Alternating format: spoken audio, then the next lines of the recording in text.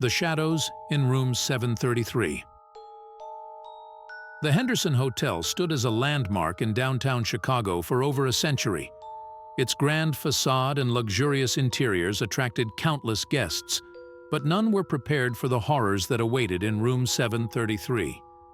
In 2008, Sarah Mitchell, a 28-year-old business consultant, checked into the hotel for a week-long conference. Assigned to Room 733, she initially found it unremarkable. However, on her second night, she awoke to an unsettling sensation of being watched. Opening her eyes, Sarah froze in terror. Dark, humanoid shapes loomed at the foot of her bed, their outlines barely visible against the dim light filtering through the curtains. As her eyes adjusted, she realized with mounting horror that these shapes had no discernible features, just inky black voids where faces should be. Sarah tried to scream, but no sound escaped her throat. The shadows began to move, gliding soundlessly towards her. She felt an overwhelming sense of dread and malevolence emanating from these entities. Just as the nearest shadow reached out with a tendril-like arm, Sarah managed to break free from her paralysis and bolted from the room. Hotel security found her huddled in the hallway, hysterical and babbling about shadow people. They searched Room 733 but found nothing out of the ordinary. Attributing her experience to a vivid nightmare, they offered to move her to another room. Sarah insisted on checking out immediately, her week-long stay cut brutally short. The hotel compensated her for the inconvenience, and the incident was quietly filed away. However, Sarah's experience was far from unique. Over the next 5 years, 12 other guests reported similar encounters in Room 733. Each described waking to find featureless shadow figures watching them, followed by overwhelming terror and paralysis. In 2013, the truth behind Room 733's horrors came to light. During a renovation, workers discovered a hidden space behind one of the walls. Inside, they found the mummified remains of 3 individuals, later identified as victims of a serial killer who had worked as a bellhop at the hotel in the 1970s. The killer, Harold Grimes, had used his position to target solo travelers, trapping them in the hidden room where he tortured and murdered them. He had died of a heart attack before his crimes were discovered, taking the secret of his victim's final resting place to his grave. As news of the grisly discovery spread, paranormal investigators flocked to the Henderson Hotel. Many reported high levels of electromagnetic activity in Room 733, as well as unexplained cold spots and feelings of dread. Some theorized that the spirits of Grimes' victims were trapped in the room, manifesting as the shadow figures in a desperate attempt to warn future guests of the evil that had occurred there. Others believed that Grimes' own malevolent spirit was responsible, continuing to torment the living from beyond the grave. The hotel's owners initially tried to downplay the incidents, fearing the impact on their business.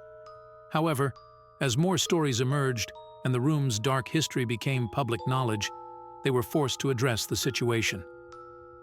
Room 733 was permanently sealed off, its door removed, and the entrance walled over.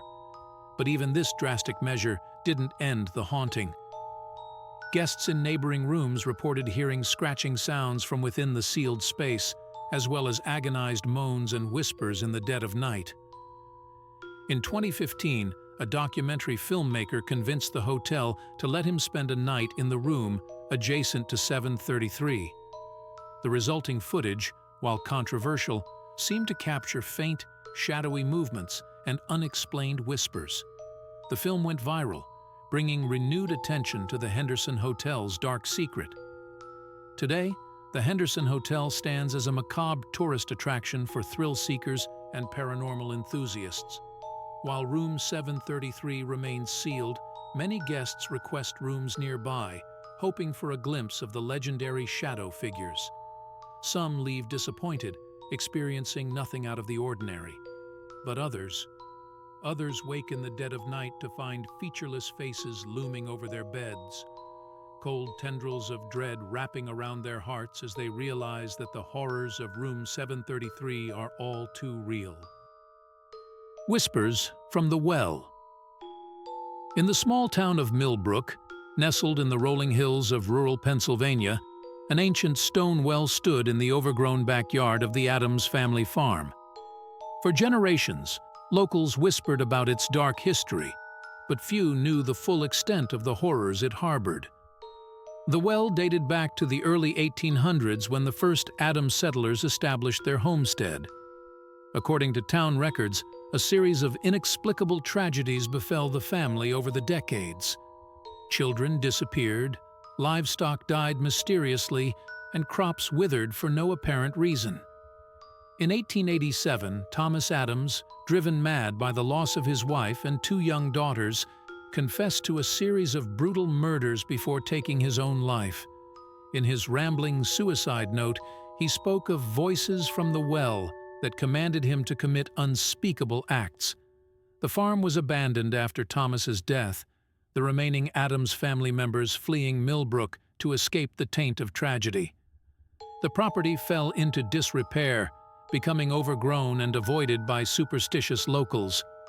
In 2010, Jessica and Mark Holloway, a young couple from Philadelphia, purchased the old Adams farm at a bargain price, unaware of its grim history. They plan to renovate the farmhouse and establish an organic vegetable business on the fertile land. At first, things seemed idyllic. The couple worked hard to restore the old house and clear the overgrown fields. But as summer faded into autumn, strange occurrences began to plague them. It started with whispers in the night, faint, indistinct murmurings that seemed to emanate from the direction of the old well. Jessica would wake, heart pounding, certain she had heard someone calling her name. Mark dismissed her fears at first, attributing the sounds to the wind or her imagination. But soon, he too began to hear the whispers. They became more frequent, more insistent, filling their dreams with fragmented pleas and dark commands. The couple's behavior began to change. They grew irritable, arguing over trivial matters. Dark circles appeared under their eyes as sleep became increasingly elusive. They found themselves drawn to the well, standing at its moss-covered edge for hours, straining to make out the words hidden in the whispers. As winter approached, Jessica discovered she was pregnant. The news should have been joyous, but an inexplicable dread filled her. The whispers from the well grew louder, more demanding. She began to have vivid nightmares of pale, bloated faces floating in dark water, their mouths opening and closing in silent screams. Mark, concerned for his wife's mental state, reached out to a local historian to learn more about the property's history. The historian, elderly Mrs. Tanner, turned pale when he mentioned the Adams farm. She reluctantly shared the tales of tragedy and murder associated with the well, warning Mark that some places held evil too deep to be cleansed. Shaken by Mrs. Tanner's revelations, Mark insisted they leave the farm immediately. Jessica, however, had fallen into a trance-like state. She refused to leave, spending hours by the well, murmuring responses to voices only she could hear. On a cold December night, Mark awoke to find Jessica's side of the bed empty. Panic seized him as he searched the house, calling her name. A feeling of dread led him to the backyard, where he found Jessica standing at the edge of the well, her nightgown billowing in the bitter wind. As Mark approached, Jessica turned to him with a beatific smile. "They're calling us, Mark," she said, her voice eerily calm. "They need us. They need our baby." Before Mark could react, Jessica stepped backward, plummeting into the well's dark depths. Mark's anguished cries roused the neighbors, who called the police. A search team descended into the well, but found no trace of Jessica or the unborn child. The water at the bottom was shallow, not nearly deep enough to hide a body. As the investigation progressed, more of the well's dark history came to light. Ground-penetrating radar revealed a network of underground chambers beneath the well, filled with the remains of dozens of victims dating back nearly 2 centuries. Investigators theorized that the Addams family had been part of a long-standing cult, sacrificing innocents to whatever dark entity dwelled in the depths below the well. The voices that had driven Thomas Addams to madness and lured Jessica to her doom were perhaps the spirits of those victims, trapped and twisted by the evil that had claimed them.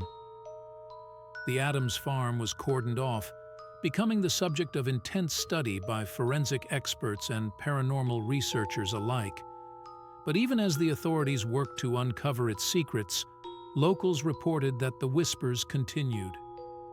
Some nights, when the wind blows just right, those driving past the abandoned farm swear they can hear faint voices carried on the breeze. They speak of promises and power, of dark gifts for those willing to pay the price. And in the overgrown backyard, the ancient well stands silent, waiting for the next unwary soul to answer its siren call.